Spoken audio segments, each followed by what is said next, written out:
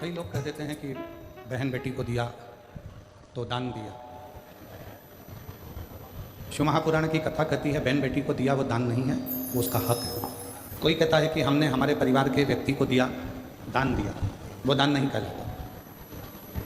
दान की परिभाषा किसको कही गई कि परिवार के अंदर कोई दूसरा व्यक्ति है, मान लो कोई रिश्तेदार है और उसका बच्चा पढ़ना चाहता है, शिक्षा अध्ययन करना चाहता है, उसको चिकित्सा की जरूरत है, आपने उसके लिए कोई सहयोग करा, वो दान की गिनती में कहलाता है।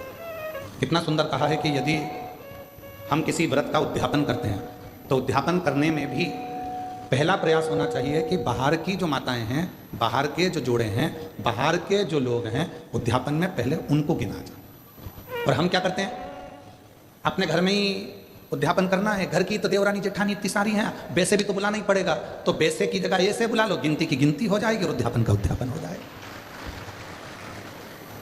मतलब तुम्हें काम निपटाना है, तुम्हें उस उद्यापन का फल प्राप्त नहीं करना, तुम्हें उस उद्यापन का फल नहीं चाहिए, तुम्हें केवल काम को निपटाना है, केवल काम निपटाना नहीं भाई।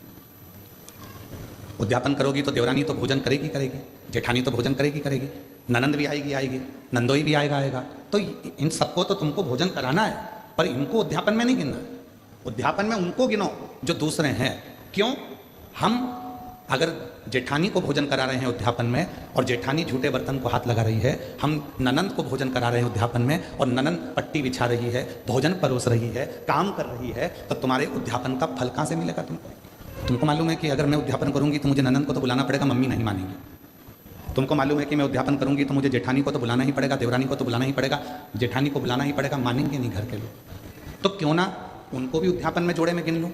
और तुमने उनको भी उद्यापन के जोड़े में गिन लिया और विचार करा मेरे 16 जोड़े पूरे हो गए, मेरे 16 सोमवार का उद्यापन हो गया, अब भगवान शंकर मुझे फल देंगे। शंकर जी सोचे जितनी चतुर तू है उससे चौगना चतुर मैं हूँ। कर वापिस उद्यापन, फिर वापिस कर 16 सोमवार।